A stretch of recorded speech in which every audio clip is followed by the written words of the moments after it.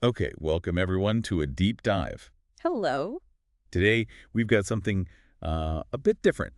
Feels like we're kind of piecing together a puzzle. Yeah, we've got these cryptic little bits of audio. Sounds like an old German sci-fi drama, maybe 80s. Exactly. It's just lines, really, snippets. And our job today is to figure out what's going on.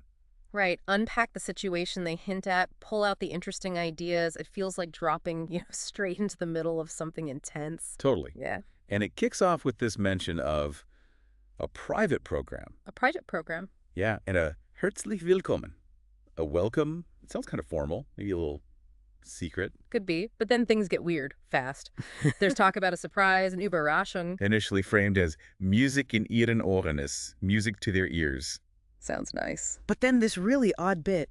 Sie selbst merkwürdig.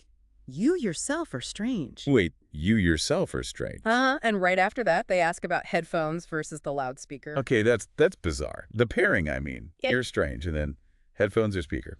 Exactly. It suggests the sound isn't just like a normal recording, maybe how you listen or how you react. That's part of the mystery. So it's not just background music. There's something unusual about the signal itself, maybe. Seems like it.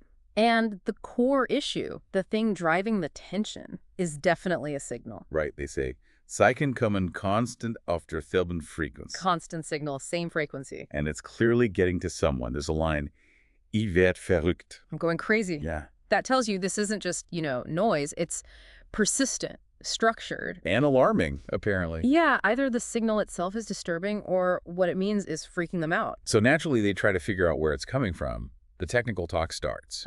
Mentions of looking for a heißen Kern, a hot core. And a Leuchtfleck, a light spot that stopped blinking. Right, and became a festem punt, a fixed point. Which means they found it, localized it. That's the key step, yeah. Going from blinking, maybe moving, to stable. They've pinned down the source. Okay, and then they manage a big technical achievement. Yes. The Inder ist synchron geschaltet, the probe is synchronized. The probe synchronized. So they've linked up with whatever is sending this weird signal. Big moment. They can probably get real data now, which must be where things go completely off the rails. Because the data doesn't suggest a normal planet, Right. a compacted planeten. Not according to this Herr von Herner character, nope. Instead, he comes out with what? He suggests it's a Schalenwelt mit einer kleinen Sonne im Zentrum. A shell world with a small sun inside it. Exactly, like straight out of theoretical physics or, mega engineering concepts. A Dyson sphere, maybe, or something like it. Whoa.